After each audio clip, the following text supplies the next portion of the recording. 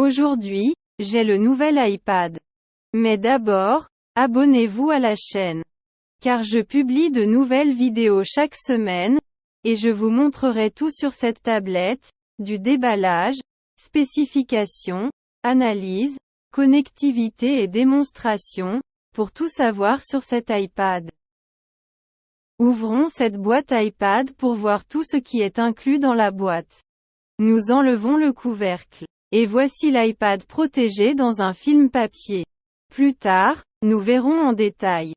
En dessous se trouve une petite boîte contenant des dépliants d'informations, le guide de l'utilisateur et les autocollants Apple en blanc. Je vais le garder pour l'instant. Il dispose d'un chargeur électrique. Un petit transformateur que nous verrons également en détail plus tard. Et un câble d'alimentation et de données. Il s'agit d'un câble Lightning vers USB-C. Et c'est tout ce qui est contenu dans la boîte. Il ne reste plus rien dans la boîte. Et voilà ce qui est contenu dans la boîte de cet iPad de 9e génération. Un iPad. Un chargeur électrique. Un câble Lightning vers USB-C. Et les dépliants avec les informations. Voyons les fonctionnalités de l'iPad 9, l'iPad de 9e génération. Et plus tard, je parlerai en détail de toutes les spécifications. Commençons par retirer le film protecteur. On décolle le film qui protège la tablette, on le décolle sur tout le pourtour, et voilà l'iPad. Si beau. À propos de la connectivité, pour la connectivité sans fil, il dispose du Wi-Fi, du Bluetooth et du cellulaire. Il dispose d'un écran tactile. Il dispose d'un bouton Touch ID avec lecteur d'empreintes digitales.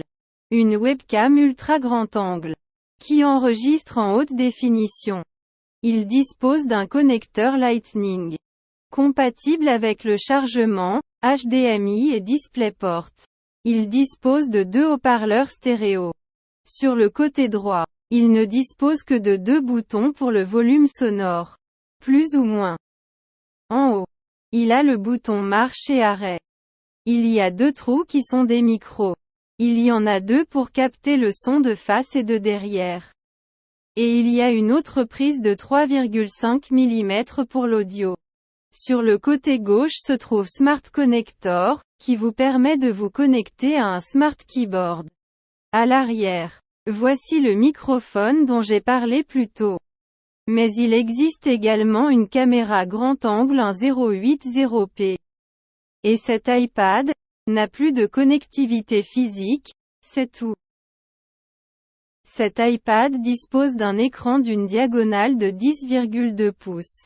C'est un écran multitouch. Il dispose d'un processeur Bionic Apple A13.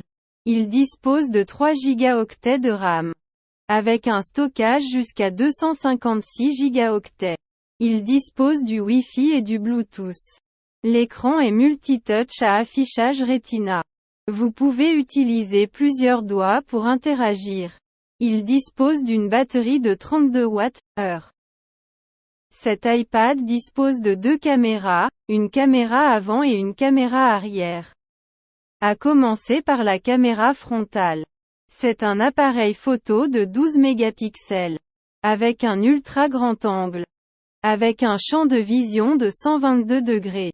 Il encadre automatiquement l'image de l'utilisateur. Enregistre des vidéos en 1080p jusqu'à 60 IPS, avec stabilisation d'image. Et il prend des photos en HDR. La caméra arrière est dans le coin supérieur. Il s'agit d'un appareil photo grand angle de 8 mégapixels. Enregistre la vidéo en 1080p. Avec zoom vidéo 3 fois. Enregistre au ralenti à 120 IPS en 720p. Il dispose d'une stabilisation d'image. Ce n'est pas le meilleur appareil photo que j'ai vu. Mais à qui s'adresse cet iPad, qui est le consommateur cible? C'est pour cette personne qui souhaite utiliser Internet.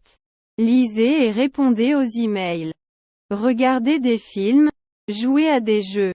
Doté d'un écran de taille moyenne, cet iPad s'adresse à plus de 95% des clients. C'était une autre vidéo sur le nouvel iPad. Mais il y aura d'autres vidéos, pour tout savoir sur cette tablette. Maintenant, abonnez-vous à la chaîne car je poste de nouvelles vidéos chaque semaine. Et j'aime la vidéo.